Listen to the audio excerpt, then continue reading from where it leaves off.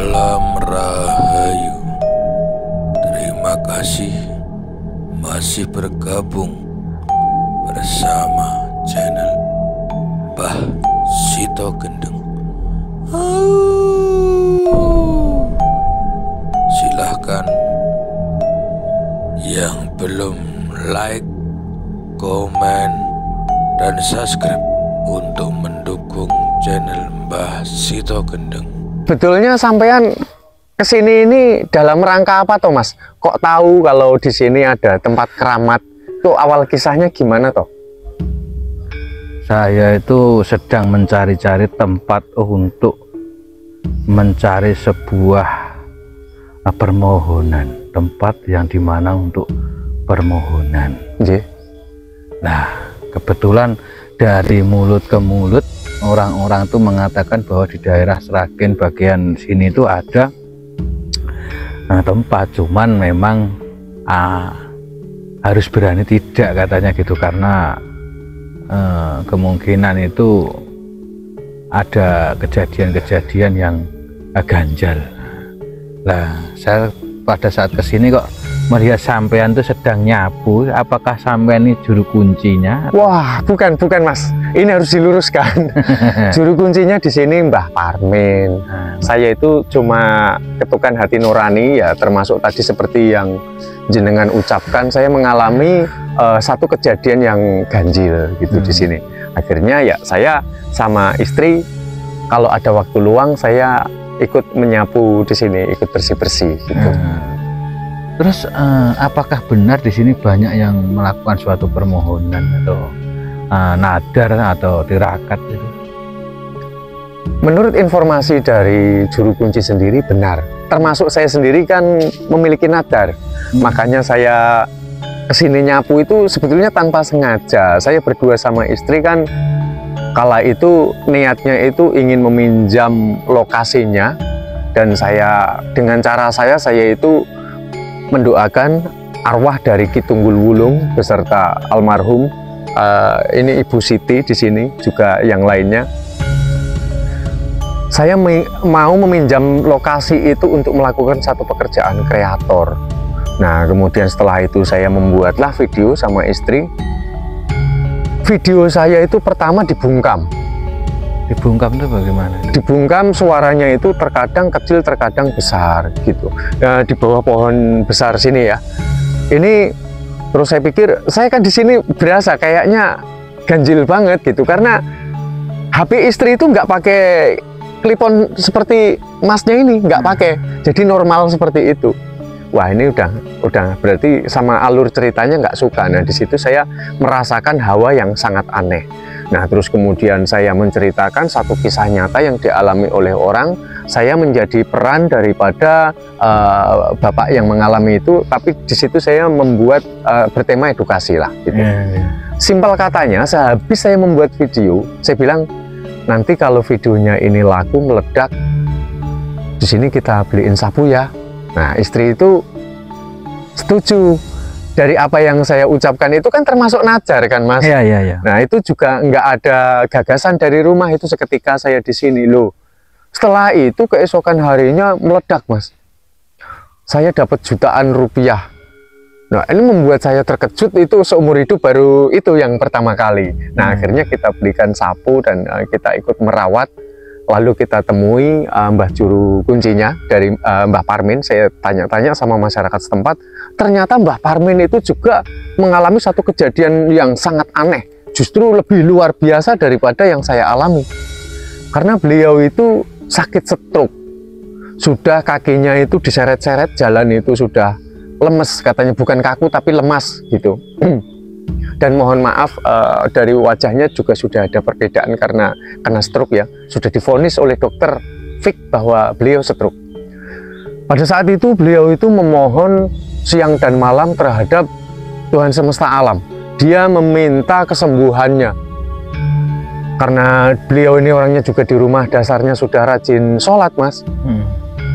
Terus pada suatu ketika ditemuin oleh orang, ini makhluk gaib ya katakanlah ya, yang mengaku bahwa beliau ini adalah Eyang Tunggul Wulung ini gitu.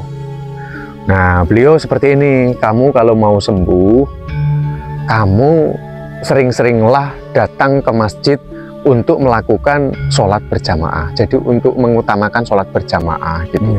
Nanti masalah kesembuhan kamu akan saya bantu. Nah, seperti itu. Akhirnya Mbah Parmin ini melaksanakan dari nasihat dari Eyang Tunggul Wulung ini tadi, yang masuk menemuinya dalam entah setengah sadar atau gimana, saya sendiri juga kurang begitu paham. Nah, satu mukjizat terjadi. Beliau datang ke masjid itu 3 hari berturut-turut. Sakit stroke-nya itu bukan berangsur membaik, langsung sembuh total. Makanya sampai detik ini beliau tetap merawat pemakaman dari Ki Tunggul Wulung ini. Juga beliau kemarin itu di tayangan video saya yang lalu, kalau ada yang mau berziarah juga diperkenankan gitu. Akan tetapi saya sendiri selaku gimana ya, memiliki sedikit pengalaman lah di sini gitu. Saya rasa lebih baik diluruskan niat terlebih dahulu. Jadi kalau misalkan satu umpama, ini versi saya, tapi nanti kita kembalikan. Ini hanya himbauan dari saya secara pribadi, bukan himbauan Mbah Parmin. Mbah Parmin memiliki pesan sendiri di video saya yang lalu. Jadi kalau sebelum mau ke sini, mungkin memiliki hajat, entah hajatnya yang saya dengar kan katanya di sini itu ada juga yang mereka itu nepi itu karena nggayuh keinginan. Iya, beliau ingin ya semacam kayak pangkat ataupun derajat gitu. Lurah lah, katakan kepala desa ya. Beliau juga sama di sini melakukan tirakat, alhamdulillah jadi juga Mas. Jadi juga. Nah, kalau pas hari-hari beliau ini kan katanya weton ataupun hari lahirnya itu Jumat Legi. Jadi beliau itu ikut nyadran di sini, bisa katakanlah sedekah bumi dan acara-acara yang lain sebagainya kayak gitu.